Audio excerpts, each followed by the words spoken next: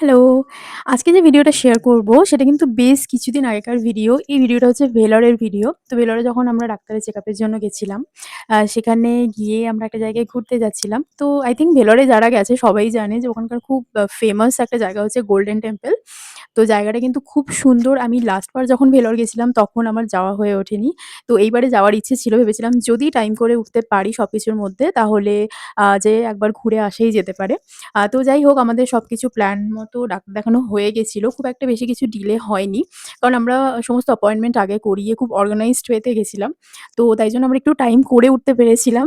তো একদিন বিকেল বেলায় আমরা যাচ্ছিলাম ভেলোরের ওই গোল্ডেন টেম্পলটা দেখতে।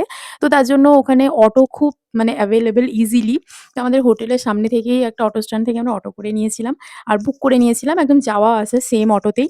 আর এখানে গিয়ে কিন্তু ভেতরের আমি কিছু দেখাতে পারব না। কারণ ভেতরে একদমই ফোন অ্যালাউড নয়। এই যে ফোন এখানে ডিপোজিট কাউন্টারে সাবমিট করে তারপরে যেতে হবে। আর মন্দিরটা কিন্তু দারুণ সুন্দর। না গেলে কিন্তু সত্যিই খুব মিস করতাম। আর নাম শুনেই বোঝা যাচ্ছে যে মন্দিরটা কিন্তু পুরো সোনার। আর এখানে একটা ছোট্ট সাজেশন দিতে চাই। যদি সাথে এরকম কেউ থাকে যার পায়ের প্রবলেম বা সিনিয়র সিটিজেন থাকে তাহলে কিন্তু টিকিট কাউন্টার থেকে একটা হুইল চেয়ার নিয়ে নেওয়া বেস্ট। কারণ ভেতরে কিন্তু প্রচুর হাঁটতে হয়। প্রচুর মানে প্রচুর হাঁটতে হয়। তো আমরা এই প্রবলেমটা ফেস করেছি তাই সাজেশনটা দিয়ে রাখলাম। এই ভিডিওতে এই পর্যন্তই। আর ভিডিওটা কেমন লাগলো অবশ্যই কমেন্টে জানিও। টাটা।